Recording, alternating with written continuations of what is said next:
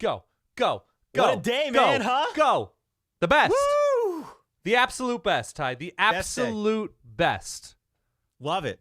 Love it. Well, look, many folks were with us the last couple hours. We did a live stream of the Sugar Bowl. That got really interesting down the stretch. We're not just going to talk about the Sugar Bowl. We're obviously going to talk about the Rose Bowl. We're going to talk about a bunch of New Year's Six games as well over the course of the next hour or so.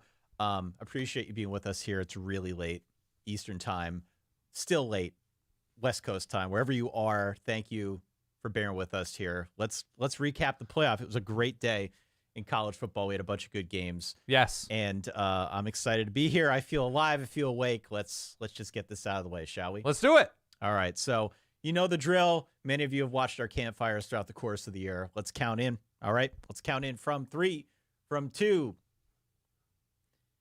Dan Rubenstein, the last year of the 4-team college football playoff could not have ended in any more dramatic fashion. We had one game go to overtime. We had another game come down to the final play.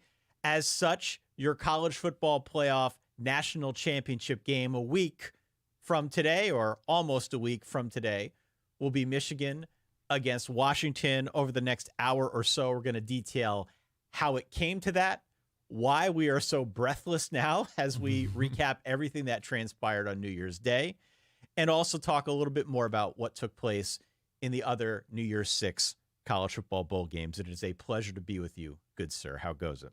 It's a Big Ten world, Ty, and we're all just along for the ride. Old Big Ten, new Big Ten coming together for championship football. The North, Ty. That's what happens. An unbelievable way to close out this first round of bowls with our 2 college football playoff semifinals. Michigan winning 27-20 in overtime over Alabama. We just got off of the live stream in which Washington knocked off Texas 37-31. That game came down to the final play. Look, we're excited to be here. Hit subscribe, hit follow on your podcasting app of choice so you don't miss any of what we have to offer. We've got a really cool and fun and creative and totally unique preview that is going to come on later this week, where we preview in a little bit more detail that Michigan versus Washington game. Also going out to footballers.com. It's where you get the episodes ad-free, bonus content, and the like. Wow, where should we start? Where do you want to start? I mean, I don't even know where to start with this. It's 1+ a.m. local time for you as we record this, so you're just throwing out syllables. Wow, where should we start? Okay, let's start with the earlier matchup. Let's start with the Rose Bowl. Let's start with Alabama-Michigan, Michigan-Alabama, as it were, and going to overtime and the back-and-forth nature of one team looking like they were trying to give it away, maybe an interception on the opening play until it turns out Caleb Downs' heel was out of bounds. Yep. So it seemed the Michigan, through the punt return catching struggles and some offensive struggles, was trying to let Alabama, and then did let Alabama creep back into the game. I thought it was a fascinating matchup. I mean, really, when you look at all 4 of these teams in the playoff, it's sort of like a perfect fishbowl of narratives between Washington joining the Big Ten with Oregon, USC, UCLA, Texas joining the SEC. Are they back? Alabama, of course, kind of backdooring their way into the playoff after the Florida State situation. It's really been crazy to watch and to digest. Of course, Michigan being the biggest fish in the fishbowl, given their season and the storylines surrounding their year, with Jim Harbaugh bookending the regular season with suspensions and Connor Stallions. So it really is wild to think about everything that has gone into it. And then specifically with Alabama-Michigan, I really do think it came down to Michigan's ability to lock in on big moments, whether it was J.J. McCarthy in those high leverage moments, and really savvy play calling that Michigan kind of understood. And we can go drive to drive if you want. But Michigan, for the most part, was the more self-aware team, that they know they don't have winter wonders at receivers. They know Colson Loveland's good. They know that Roman Wilson can be very, very good, but they know he's not Malik Neighbors.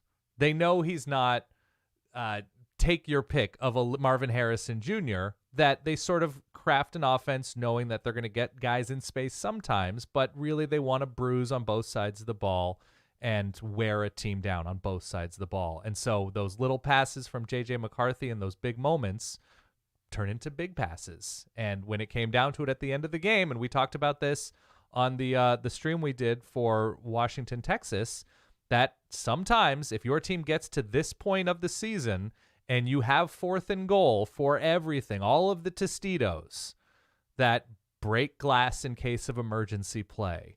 And Tommy Rees had nothing behind. He had glass. A quarterback draw. Yeah. He had spread him 5 wide. Yeah. And run up the middle. Yeah.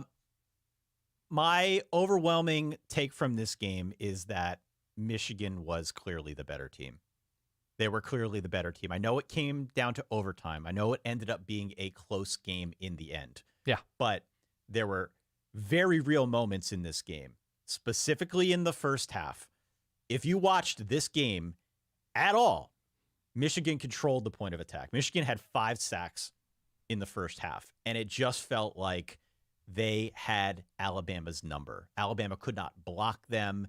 Alabama could not create time for Jalen Milroe to throw. I posted in a couple places. There's like a million platforms these days. But the thought that was sort of bouncing around in my head in the early going was, yeah, this is going to be a problem if Jalen Milroe doesn't even have time to throw deep.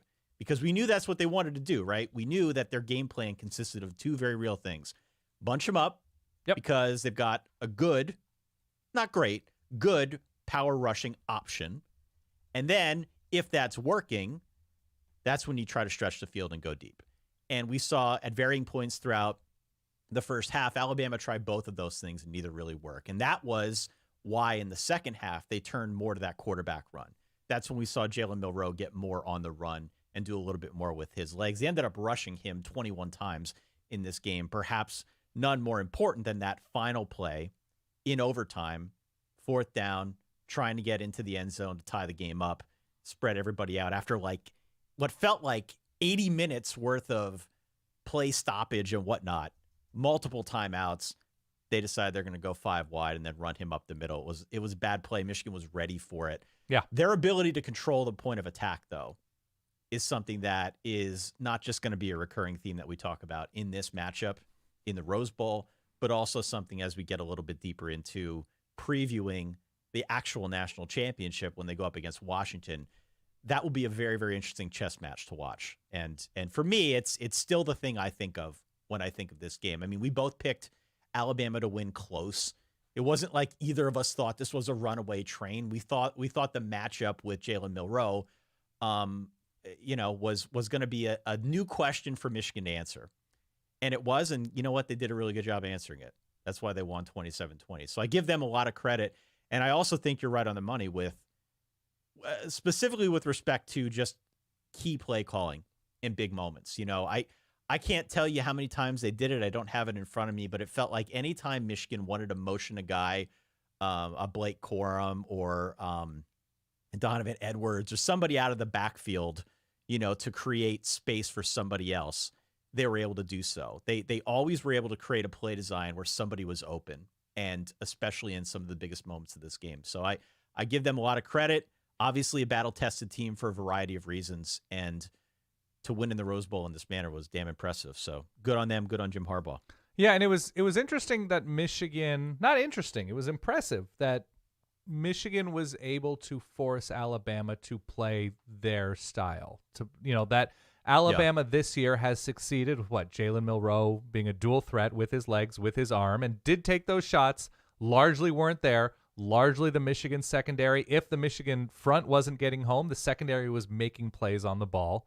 And Michigan with the ball, they weren't running it super consistently. We had stretches where both of these teams were trading punts, but it did seem like everything Alabama was doing to succeed, most of it seemed more difficult for Alabama. That they were succeeding because Jalen Milroe was able to miraculously, well, not miraculously, it's his skill, but that he was able to avoid and dodge and make incredible plays that were superhuman but individual, whereas Michigan didn't always succeed, but when they did, it always seemed a little bit more cohesive and part of the Couldn't plan. agree more. Couldn't agree more. Yeah, I mean, Jalen Milroe is an impressive individual talent.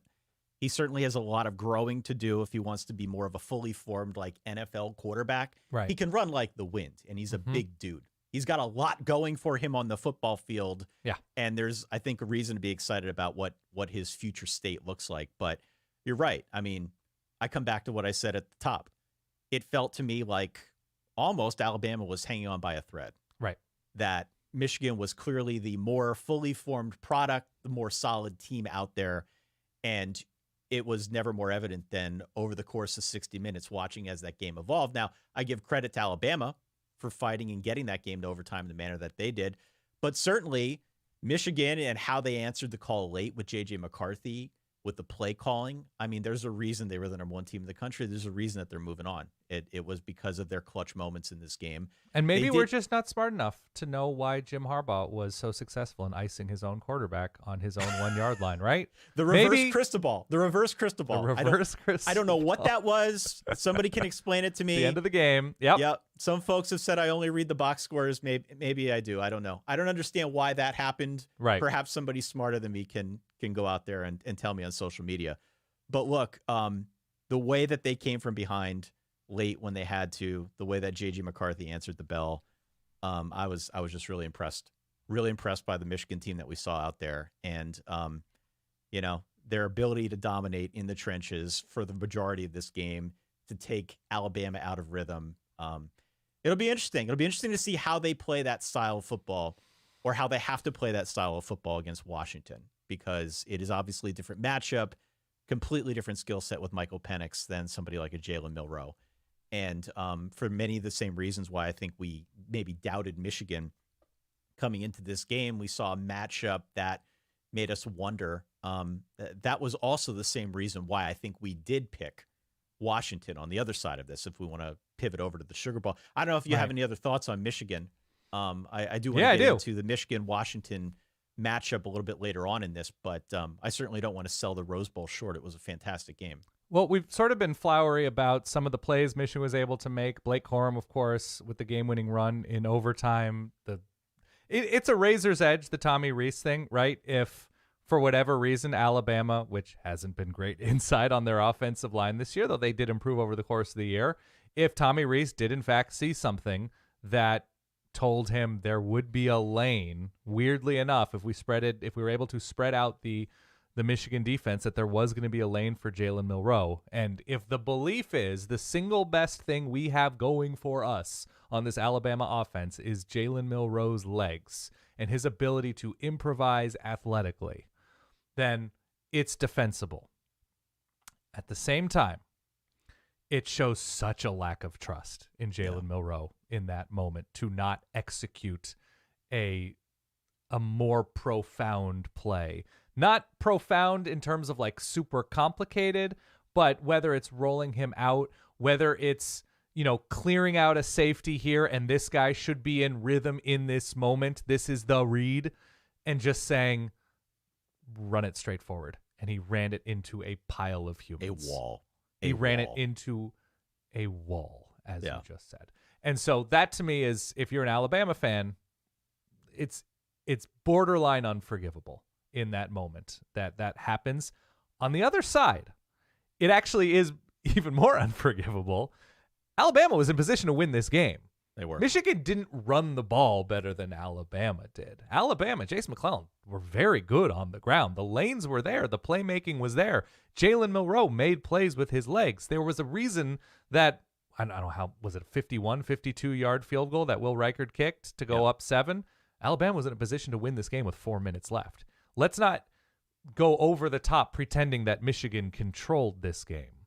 Michigan, I think, did a better job dictating of the style of fight this became, that Alabama was just not going to find Isaiah Bond or Jermaine Burton over the top. Yeah, there was a moment in the second half where it felt like Alabama had regained momentum, or had gained momentum for the first time, and it felt like they were starting to use Milroe's legs, and they changed the strategy. I mean, they had to, right? What worked and what they tried to make work in the first half didn't work at all. They had to improvise and do something more with Milroe's legs. That's why we saw 21 carries from him on the ground. So yeah, they were very much in a position to win this football game. Yeah, and this might work as a nice little segue, but like typically we've gone into these types of games saying, who has the combination of quarterback and defense? Well, in this specific one, it seemed both quarterbacks had definitive strengths and the defenses had definitive strengths and were more seasoned, whether it was Alabama's youth coming to play. Caleb Downs is going to be an absolute stud for the next couple of years and like a top 10 pick. And you can see that Alabama has better athletes, not necessarily better players, but like the depth and wave of Alabama seemed like it was going to take over, as you mentioned late in the game. But I think it was more the age and the sort of deep understanding of what goals were for both the offense and defense was the ultimate difference. And Michigan just didn't waver. No. Whereas when you're like, okay, Michigan, stop these 4 things that you've been trying to do. What's 5, 6, and 7? Whereas Michigan seemed readier. And even though they don't have winter wonders at receiver, I don't think Alabama currently does. They have good receivers.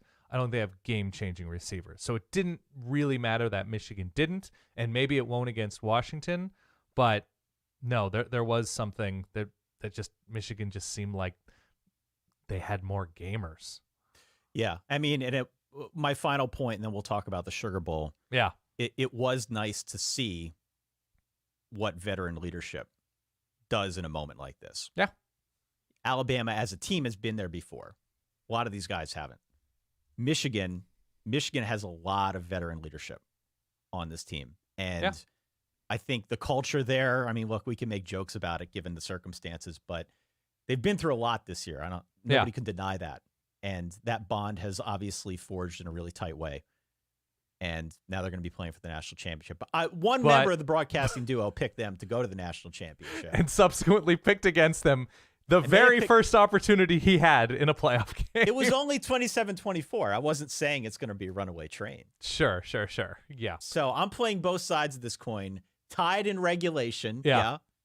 Tied in regulation was Alabama. Yeah. Alabama didn't lose in regulation. Thank you. But still, you picked them to beat the team. You picked to win the national championship. Did. Also, is it adversity when it's allegedly, seemingly self-inflicted? That's the for the players. The players weren't out there stealing the signs. If they're the ones that are able to take advantage of information. Sure. I don't know. I understand. I understand. You have to be in like that foxhole mentality, right? If you're put in that spot, you have no other choice. I think whether or not there were guys in the team who knew what was going on, that's beside the point. They clearly had to face a lot of adversity in a really, really weird circumstance. Yeah. And the fact that they came through it undefeated, they won the conference and now won a really tight game in a really, really big spot in overtime it's damn impressive. So they're going to the ship. They're going to square off against Washington. Yeah. This game was also drunk. Washington won the game 37-31. We were on the stream and people were making fun of me, rightfully so. With like 3 minutes left, I'm saying this game's over. This game's over. It was a 2-score game. Washington got a turnover. Yeah. Kicked a field goal, went up 9. You're looking at the clock. You're looking at timeouts. You're just feeling the general tenor of the game. And it's like, there's no way Texas is going to win this game. There's no way Texas can win this game. Texas goes, they get a really quick field goal. All right, now it's 37-31. They have an opportunity at an onside kick. They don't get it. Then they stop Washington on a couple plays. Then there's an injury. Before you know it, there's like 45 seconds left. Texas gets the ball via punt. There is a kick-catch interference call that moves them to their own 30-yard line. And then suddenly, Quinn Ewers is dealing a little bit. Quinn Ewers is moving them down the field. Before you know it, they've got 3 shots at the end zone with about 15 seconds left. Now, they were not able to get in. Some of the play calling, some of the first 2 plays, let's say, were a little goofy. Not sure I fully like them. Right. They would have been much better if they worked, obviously. But the fact that Texas got into position to tie, maybe win the football game with virtually no time left, I think was a great symbol for what today represented. It was a great symbol for this 4-team playoff in its final season and just how crazy it was to be a fan watching both of these games. There's no reason Texas should have been close at the end there. And still, they found a way to get themselves back in it. Some players were out there balling out, making plays. 37-31 was your final score. Despite the fact that Texas almost came back, almost found a way to steal victory from the jaws of defeat, the story of this game was Michael Penix, Dan. The story of the game was Michael Penix, far and away, yeah?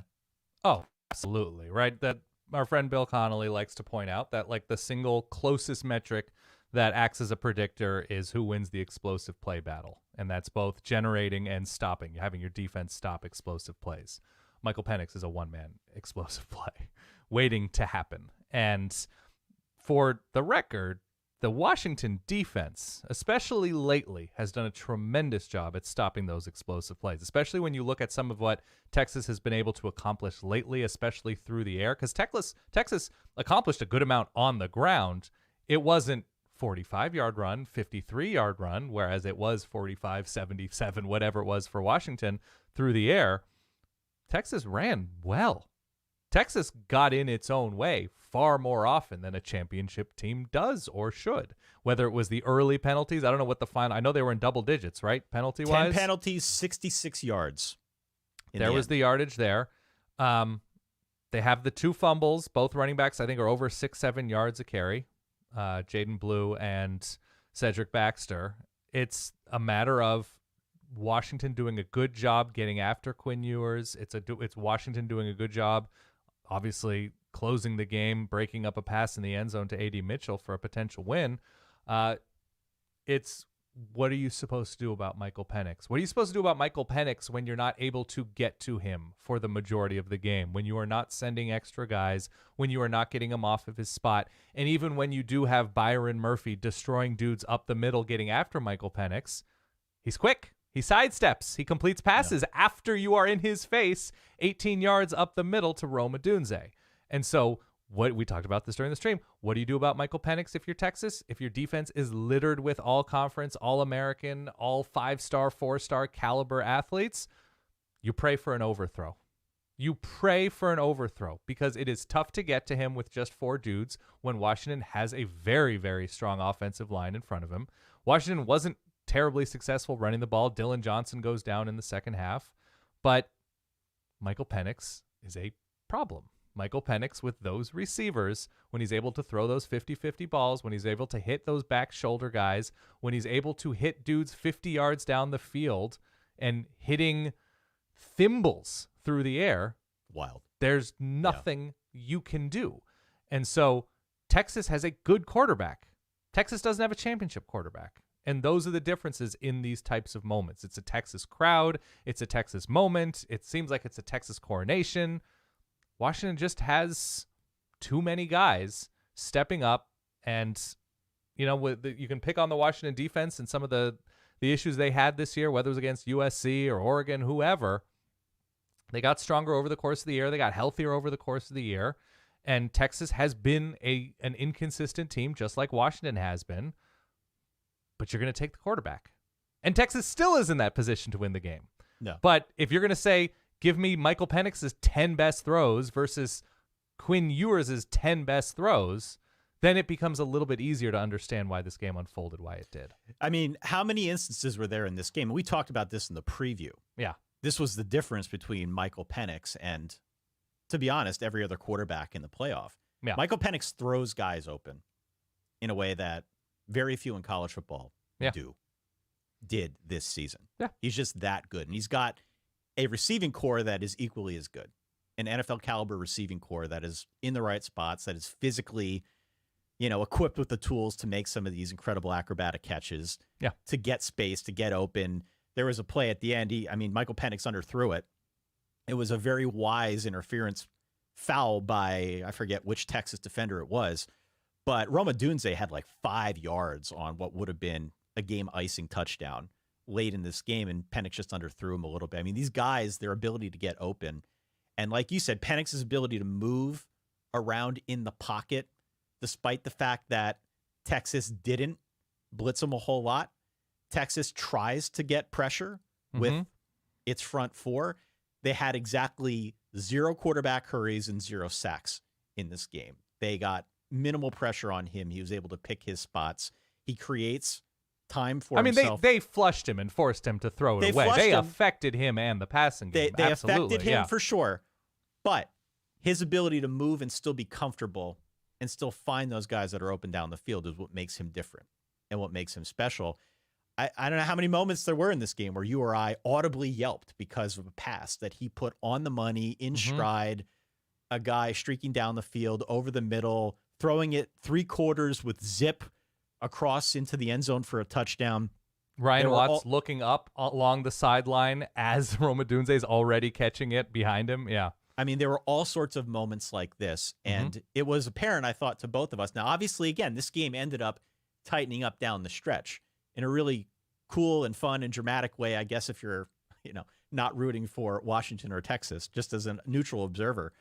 But it did feel in the early part of this game like there is no way Texas can hang on and keep this one close with the way that Michael Penix is dealing. Right. With the way that he is dealing, it just felt like he offered Washington such an unmatched advantage. There was no chance that Texas could keep this close. But then you looked at the scoreboard and it's like, all right, well, that said, it's 21-all. That said, to your earlier point, Texas was able to run the football. They could have run the football 70 times in this game and been just as effective on offense. They had a lot going for them on the ground, but there were mistakes. Weirdly not running the football early when it was apparent that Washington was not able to fill the necessary lanes to stop them. Yeah, exactly. But some mistakes. We talked about the penalties. We talked about some of these other things on the periphery. Drops. I mean, look, Quinn Ewers had a couple of pretty key drops. Jaden blew up the sideline being one of them. We're just like, nothing more you can do. So one of those deals where I think Washington clearly had the best player on the field. Washington clearly had the better receiving core on the field. Their ability to use those tools at their disposal to get separation and to assert dominance in some way, shape, or form, that was apparent if you watch this game. But Texas was right there again. Texas put itself in a position to win this one late, albeit sort of a miracle to get as close to the goal line as they did, given the circumstances and no timeouts and whatever else. Washington 37, Texas 31. Hung on. Winners win, right? That's the Kalen DeBoer phrase. And both of these teams were tested with close games. Washington hasn't really played a comfortable game in quite some time. They just keep pulling these games out. And it is a testament to the coaching. It's a testament to the preparation. And honestly, like if you're watching this game and forget like the 10 best throws, the 15 best throws or whatever, like if you're talking about 4th and goal in that Jalen Milroe moment and you're saying, okay, the Texas offense or the Washington offense, it just seemed like Washington would be ready to roll on 4th and goal from the 4-yard line with 3 plays that they were 93% sure, each of them 93% sure that they would work, with a tight end leaking out somewhere or a running back in the flat with somebody crossing and pulling somebody out, whatever it was, that there is that element of like, we are ready for this moment. And you saw it against USC. You saw it in those wins against Oregon.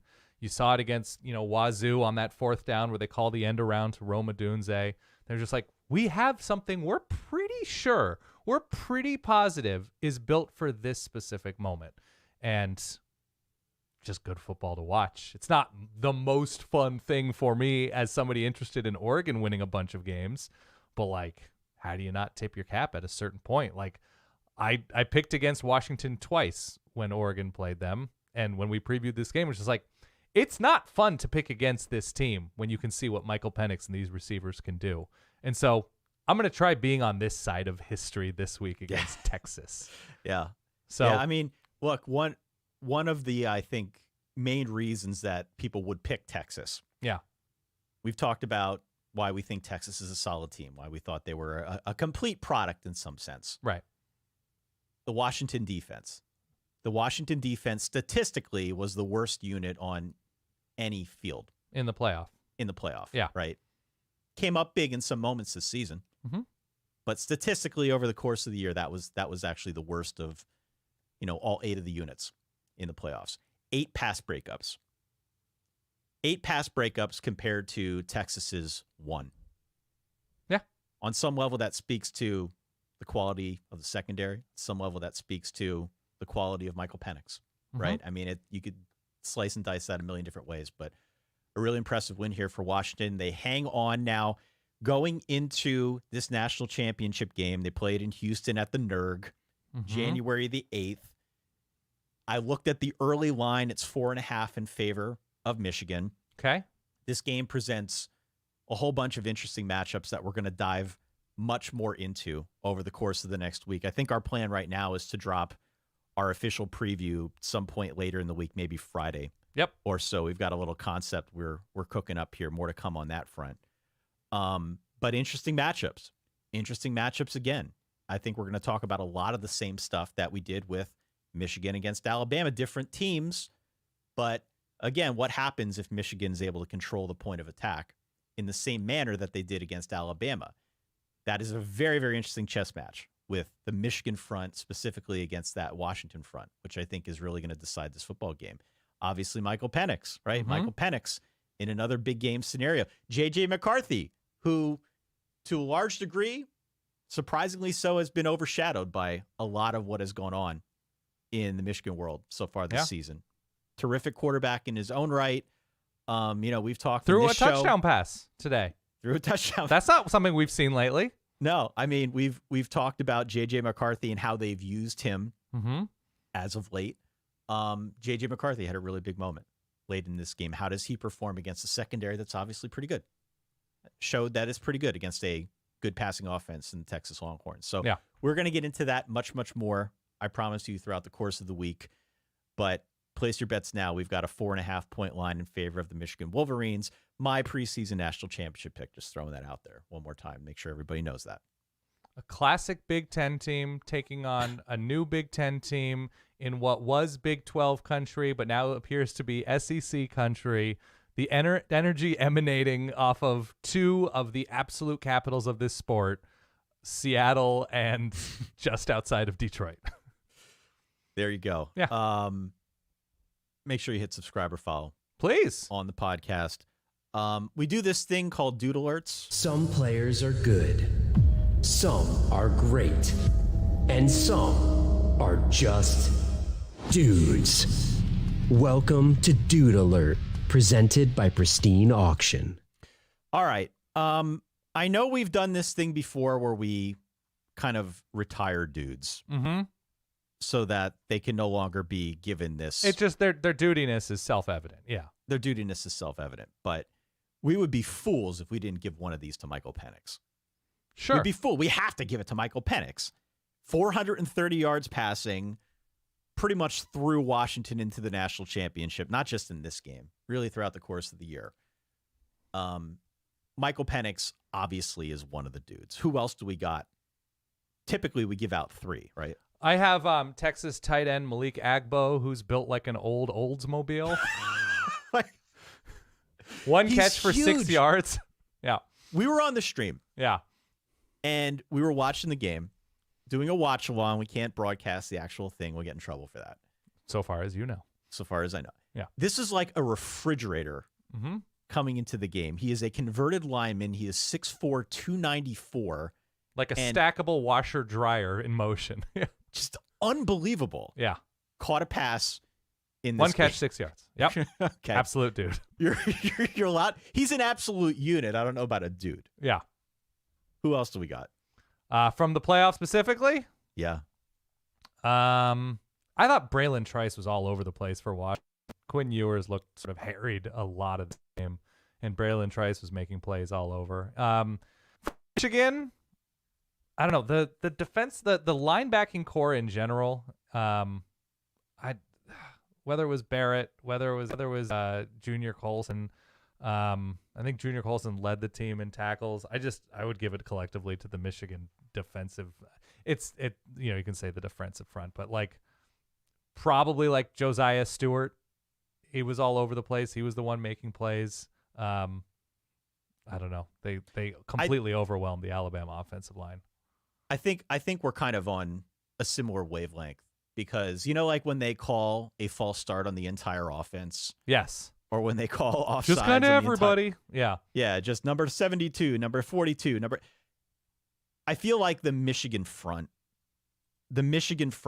and how it was able to control things early on is sort of like one big old dude. They did an awesome job against, again, an Alabama scheme that wanted to bunch them up and get them to play tight and guard against that power run so that they could air it out and go deep.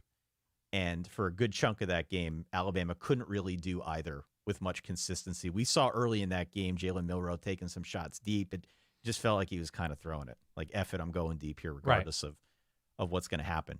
And I give the Michigan front a lot of credit for affecting in the manner that they did. So, all right, we'll give it to Michael Penix. You ever see a team win a huge game, like screwing up 2 punts in that major way?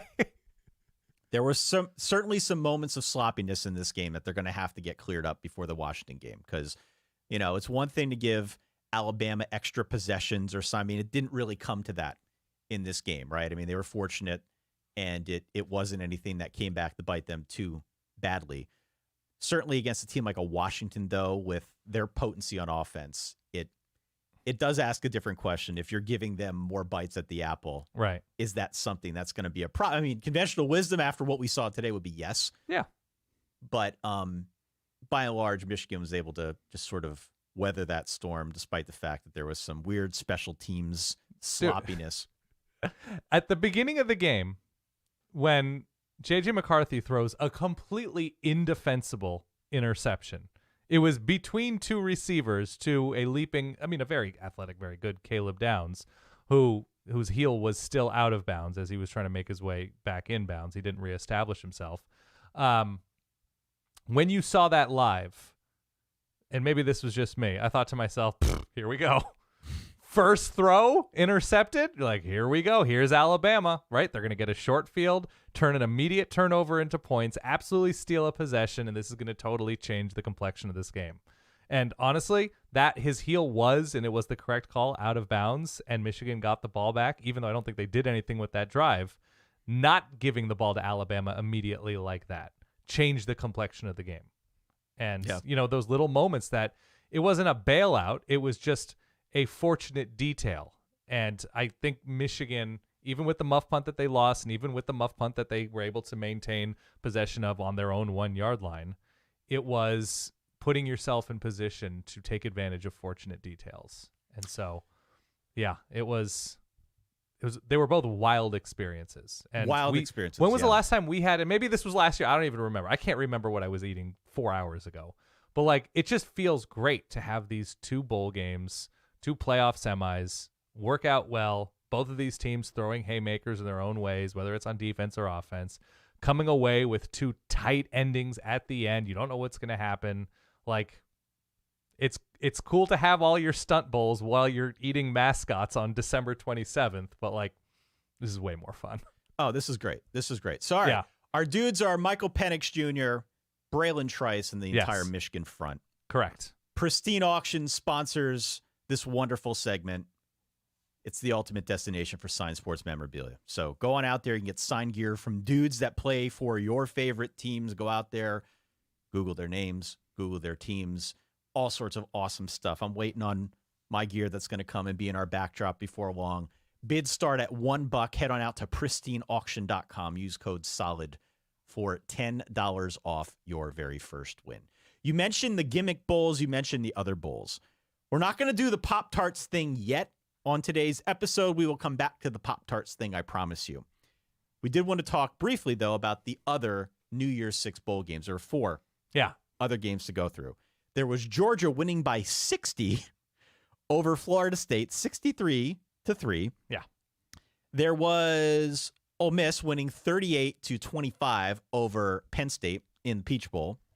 There was your Oregon Ducks winning earlier today, or I guess yesterday now, 45-6 over Liberty. And then there was this Cotton Bowl game. If we're going to talk about Michigan, and we're saying nice things about the Michigan Wolverines, and we have the attention of the Michigan faithful, maybe we should say a few words about what happened to Ohio State. Maybe just make it a nice Nice episode for the Michigan Must folks we? out there. Okay. 14-3 in the Cotton Bowl, Dan. I'm not sure how much of this game you watched. I watched every waking second of it because I've been high on Mizzou all year. I've been into Mizzou. We both picked Mizzou. And then I switched it. I switched it right before kickoff because the line shifted. Ohio State was actually favored by 5 at kickoff because they were only down Marvin Harrison Jr., who did eventually opt out. They were down Tommy Eichenberg, who the linebacker for Ohio State, who was out due to injury. And, of course, the Kyle McCord thing with him transferring. That seemed large. Yeah, it was huge. Large, yeah. It was huge. But I switched my pick to Ohio State because I'm looking at this and I'm thinking, well, if Devin Brown's anything, if they're any good, they still have more than enough firepower. And they're going to focus on Trey Henderson. They're going to focus on, building on some of their progress on the offensive line. Not great, but, that's clearly going to be the focal point of this offense. I don't know what they were doing. I don't know what this plan was for Ohio State. It felt like an Ask Madden offense. And by that, I mean, if you've ever played Madden and you hit the square button or whatever triangle start, you hit the button where Madden tells you what play to call. And it's not part of any kind of cohesive plan or anything like that. It's just Madden picks something out of the hat that maybe the algorithm in the game thinks you should run in that moment. Yeah. It felt like the Ask Madden offense. They didn't really focus on any of the stuff we expected them to. It felt like it was all over. Devin Brown did get hurt. He had the ankle. Obviously, they're starting like a third stringer at some point or another. But it just felt like you want to talk about situations in the playoffs where key contributors were not trusted. It felt like Ryan Day lost trust in his quarterback, his running back, his offensive line, his wide receivers. I don't know what Ryan Day was thinking with this game plan. It was an embarrassing showing. Devin Brown got hurt half a quarter in. He got hurt, but all told, it was still an embarrassing showing. It was embarrassing to watch. It was hard to watch. And, I'm not going to be out here saying they should get rid of Ryan Day. Ryan Day is a lousy coach. Ryan Day is a very good coach. He's a very good coach. He also was following a legend in Urban Meyer. It is tough to be a very good coach after a objectively great coach. Whatever you think of Urban Meyer, he won a lot in Columbus. And so Ryan Day is now in this really weird gray area where he's clearly able to attract the talent. He's clearly able to win a bunch of games. He's been the second best team in the Big Ten for a couple years running. And before that, he was the best. But this is a really, really odd spot for Ohio State at this point in time, where I think a lot of people are asking questions for good reason about, what is this guy doing? What is the plan here? What do they look like moving forward? With a true freshman quarterback in a big bowl game? Dan, I think you got to cut him a little slack. I'll cut him slack. It didn't feel like there was a plan. It didn't feel like it's one thing to have a if you've got a true freshman quarterback. Yeah. Okay. And you decide we're going to focus a little bit more on running the football, on working with our offensive line that has shown progress throughout the course of the year. Bear in mind, up until this game, Ohio State had started the same 5 guys at offensive line the whole year through. Before this game, they decided with 30 days of prep, they were going to switch things up. That didn't work. So whatever plan they had to try and feature Trey Henderson or try and build on some of their progress along the offensive line, that all went out the window pretty quickly. Okay. And then they still had a pretty decent complement of wide receiving talent out there, none of which they really focused on getting the football. I just thought it was a bad showing. It was. But you watched Ohio State all year. It was with a bad Kyle showing. McCord. This was worse, Dan. Yes, of course it was. This was way worse. And good on Mizzou for winning. But if Ohio State was halfway competent in this game, they could have won. It just was not a good plan. It was bad. It was really bad. First of all, you get you're taking away from the bowl games at this point. You're these major bowl games mean so much less, obviously. They mean less, but they had all their guys. They had all their guys. You're getting up to play in this. If you're Ohio State, you lose to Michigan. You want to make the playoff every year. You expect to make the playoff every year. You recruit like you're going to make the playoff every year. And anything less, fair or not, and maybe this is, a mark on their culture, is going to be seen as kind of a failure, even though this is a big bowl game. And so, one, Mizzou's a very good team. Mizzou gave Georgia pretty much everything it could handle on the road. Mizzou lost a shootout to LSU. They beat Kansas State. Like, this is a good Mizzou team. They won a bunch of games in the SEC. They have their starting quarterback, which is meaningful in this sport. When you have a good quarterback and he plays for you, it's meaningful. If Kyle McCord isn't good, fine. He's pretty good. He's decent. He's okay. He can run this offense. He can win a bunch of games in a major conference. And it didn't work out. There were obviously, stories and whispers about like Ryan Day opening up quarterback competition for next year and figuring out if they want to bring in a portal guy to compete with him. And I understand the trepidation from Kyle McCord. And now he's a Syracuse quarterback because of it, allegedly. But I don't know, man. You're down your quarterback. You're down your best offense, like clear best offensive playmaker, and you've struggled on offense with your starting quarterback against decent teams this year. What was the score against Rutgers at halftime?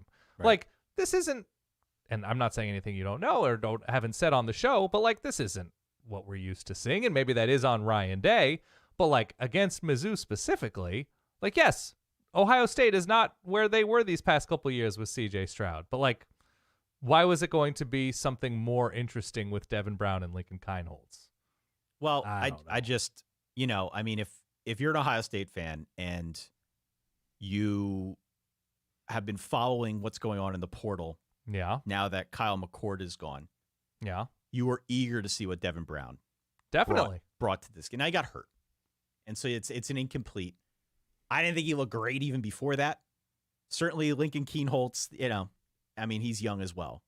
Just 86, 6 of 17, 86 yards the rest of the way. This was not any kind of tour de force on the quarterback side of things. Also, Ohio State's line has been kind of bad all year, too. Ohio State's line, the plan to me felt like it was all over the place. It didn't feel like they put faith in any of the guys they should have put faith in. And outside of Jack Sawyer, who had a hell of a game, and the defense as a whole. It's a championship defense. The defense as a whole, which has been balling out all year. Yeah. Outside of that, the offense left a lot to be desired. And let me just say this, and then we can talk about the Orange Bowl if you want to. Sure. Good win for Mizzou. Oh, great win for Mizzou. Good win for Mizzou. I don't mean to minimize an 11-2 season that featured an offseason in which they hired Kirby Moore away from Fresno. They were tasked with reinventing, recalibrating, repackaging their offense as they knew it, with Eli Drinkwitz on the hot seat. Sure. It's hard to do better than 11-2 in the SEC, so good on them. Fresno, California, the San Joaquin Valley, the heartbeat of college football, sending Kalen DeBoer up to Seattle to revive that program, sending Kirby Moore to Como to revive that program. I think Michigan starts with Fresno next year. The heartbeat of college football runs through the San Joaquin Valley in Fresno State. How much do you make of the debacle in the Orange Bowl? 63-3. Not like it's sad. It's sad that like these are what our quote unquote big games have come to be and come to mean to players, but like this is what the sport has wrought. This is a topic for another day. But when you have these types of opt-outs and players entering the portal and obviously the injuries, the major one being Jordan Travis, you're just like, what is actually happening here? Is there a certain amount of unhappiness in Tallahassee? Or is there a certain amount of players just sort of coming face-to-face with reality? And especially for a program where, like, very specifically they were told, like, well, you go undefeated, but... No. And so, look, no Tate Rodemaker and... Brock Glenn, he makes a few plays here and there, but this is not a championship caliber. This is not a quarterback capable of finding weaknesses in the Georgia secondary and absolutely stacked Georgia secondary. Not yet. And so it's just sort of sad that this game exists. It's just sort of sad that, like, Georgia's obviously of playoff caliber when fully healthy, and Florida State's obviously of playoff caliber when fully healthy. But when the roster looks as different as Florida State's roster and Two Deep looked like going into this game, as it looked like, going into the North Alabama game, like, I don't know if I saw 63-3 coming. No. But 38-13, something like that, and just so ugly, so quick. What was the score at halftime in this one? Oh, my God. It was I don't even have it in front of me. I watched it on a plane. It was coming sort of in and out. My service wasn't great. on American Airlines, and I thought there was like a glitch. I thought there was some sort of satellite glitch when I saw this. It was like 28-0 in the middle of the second quarter or something. Yeah, it was 42-3. Yeah, 42-3 at halftime. And, it was obviously it was never really a close affair. Yeah. Florida State had 25 guys that had either opted out for the NFL, or guys were hurt, guys were transferring, that type of thing. Well, and if you're kind of hurt, like you're going to come back and play Georgia, right? With disappointing stakes and guys opting out all around you. Yeah. I mean, this game I think was a lightning rod for obviously a multitude of reasons. The playoff thing, both of these teams on some level felt like they should have been in the playoff. Yeah. By now, everybody's seen the screen cap of the Zoom call between Kirby Smart and Mike Norvell the day they got the news that they wouldn't be in the playoff and that they'd be playing each other in this bowl game. So it, motivation on both sides was something that we obviously called a bit into question. For Georgia, it was most of their guys. Georgia had most of its players out there playing in this game, and it really put Florida State at a disadvantage because they were down so many. This is the game, though, that everybody is kind of pointing a finger at. Yeah. Whether you're somebody, a takesman in sports media, whether you're a coach, whether you're an administrator, this is the game that everybody's pointing at and saying something's wrong with college football. Yeah. Something's wrong with college football. Like you said, probably a topic for another podcast, maybe something we can get into as the offseason gets a little bit deeper. But for sure, this highlighted a lot of what I think irks people, given the state of college football at the moment, whether it's the calendar or the pull to the NFL or the money or NIL or the portal. I mean, this really kind of had it all. And there's a lot to unpack here. There really is. Yeah. So I don't read too much into this loss from Ohio State, or from Florida State, excuse me. Right. They were without most of their team. And to me, this is not representative of them, being a playoff team or not being a playoff team. No, of course not. I don't think anybody actually takes that separate seriously. Thing altogether. Yeah. The two other games here. Why don't we talk about the Fiesta Bowl? Sure. I think this will be a quick one. 45-6, Oregon beat Liberty.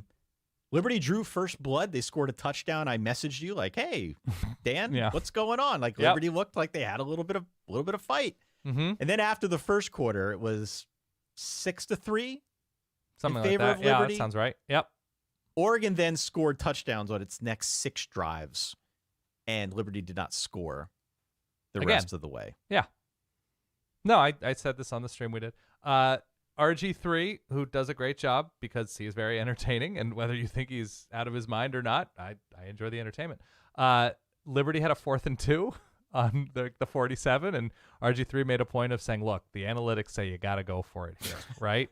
That like the expected point, he didn't go into like EPA or anything, but you got to go for it here. You got to secure this lead. You got to like, this is what are we talking about here? And Oregon proceeded to roll off 42 unanswered and win this game. I enjoyed watching Bo Nix play one last time. It was cool. This was not a game I was expecting him to play in, and so it was cool to watch him play. Oregon was down starting center, starting wide receiver, and Troy Franklin, a record-setting receiver for Oregon. But Bucky Irving, who's leaving for the NFL, decided to play. Look, whether or not like these guys going to the NFL decide to play in big bowl games or not, I don't think it's a direct like indictment of culture or, something that, a huge compliment to the culture. But it seems like Oregon's in a good place having these guys play in this game. They seem to play hard. And when things opened up, it really opened up against Liberty. At one point in the game, and I kind of caught myself, like I was disappointed a little bit that as an Oregon fan, like why couldn't the Ducks play against Penn State or Ole Miss or Mizzou or something like that? Because this was a really terrific year for Oregon. And obviously, after tonight's performance against Texas, losing to Washington very close with opportunities to win, nothing to sort of fully shake your head at. But like to finish this year against a Conference USA team who played the worst schedule in the sport, it's a come down. It still is a come down, and it's going to be different in a bigger playoff format. But like it made me think that like, yes, if you have a team like UCF or Old Boise State or Tulane, like obviously competing and playing a schedule that features Power 5 teams and finishes in the top 10, 12, whatever, like, yes, they should have a shot. This is a team who has earned it. This year's Liberty team, I don't know. It felt like it felt so inconsequential at times. And this is something you can talk about with a number of different bowl games for a number of different reasons. But like, this is the Fiesta Bowl. This is who's playing in it. But either way, good for Oregon. Looked great in the throwbacks. And now I guess we can talk Ole Miss Penn State. The Peach Bowl. Yeah, I told you not to take Penn State. I know. I told you. But sometimes you're too close. Sometimes you're too close, like when you took USC over Notre Dame this year. Sometimes I get in my own head. Yeah. It has not been the best year of picking games for me. That's okay. Same. But look, I expected that Ole Miss would have some success on the ground. And that wasn't not true. Right. But ultimately, it was their ability to throw it that really made the difference. They may have had that success regardless of opt-outs on the Penn State side. Mm-hmm. But I don't think you can look at this game objectively and say, not having Chop Robinson, not having Johnny Dixon, not having Kalen King. Like you can't look at that and say that didn't have any effect. And it proved to be too much because Ole Miss, once it settled in, Jackson Dart had his pick. Oh, yeah. He could pick his spots. And he had a really nice game. He looked really good in this game.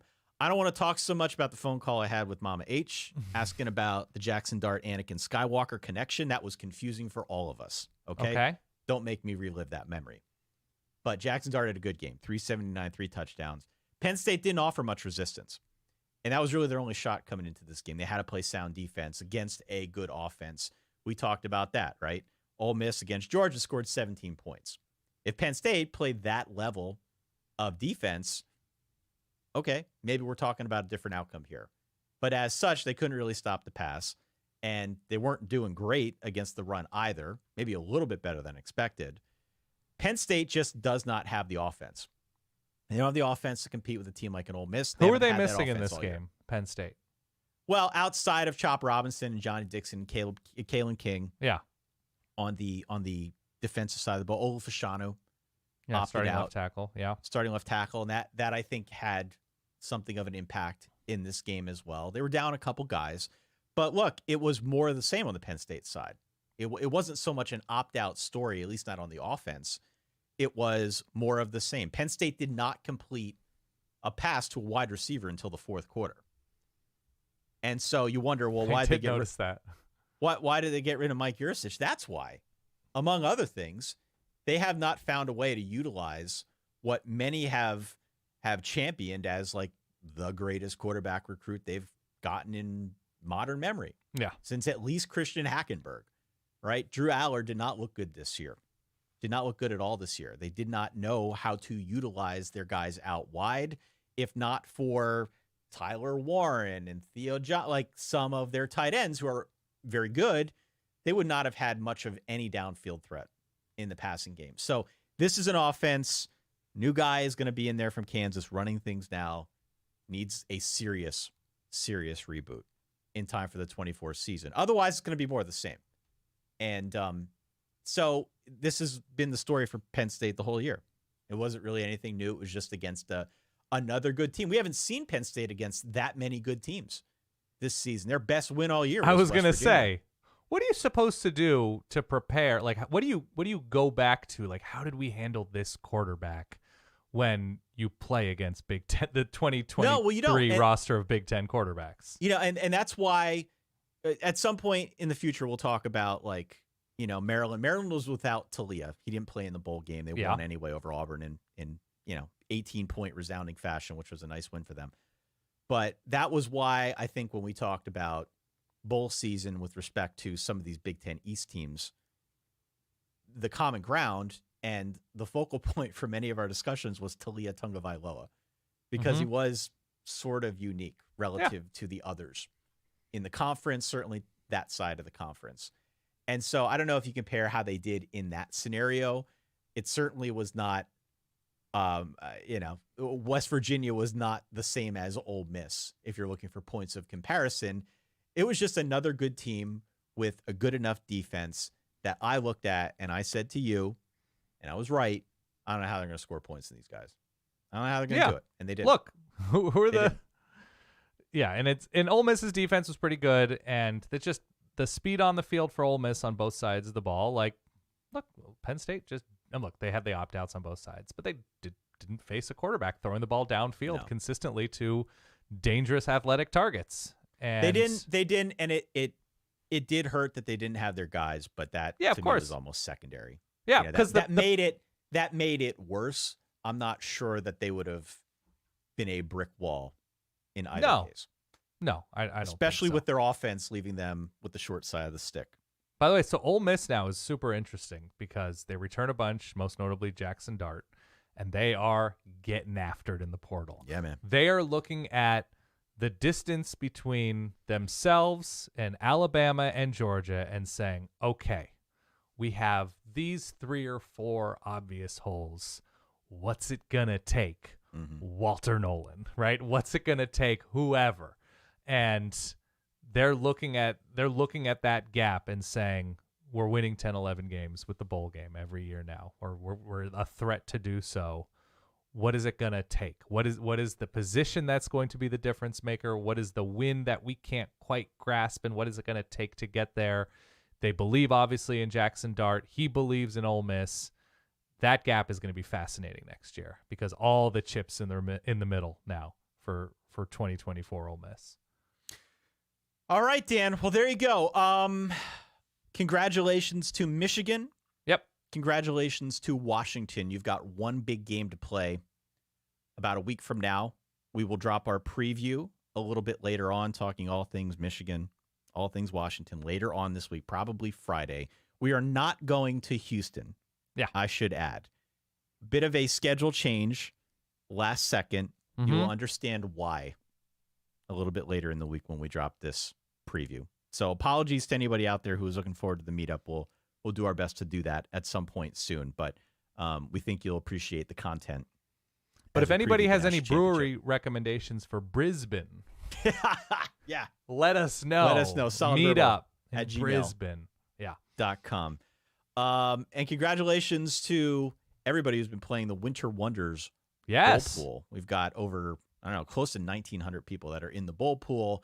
We will talk a little bit more about that later on in the week as well. But a lot of just incredible performances from people who managed to pick most of these games correct. It has been a fun bowl season, difficult bowl season to project just straight up winners, never mind the point spread. So we appreciate everybody's support there. Please check us out at verballers.com. At a minimum, if you like what we do, hit subscribe, hit follow on the YouTube channel, on the podcast. If you can, leave us a star rating or review. All that stuff helps others find and join the Verballerhood, Dan. Yes, absolutely. It is 2:11 a.m. Eastern Time.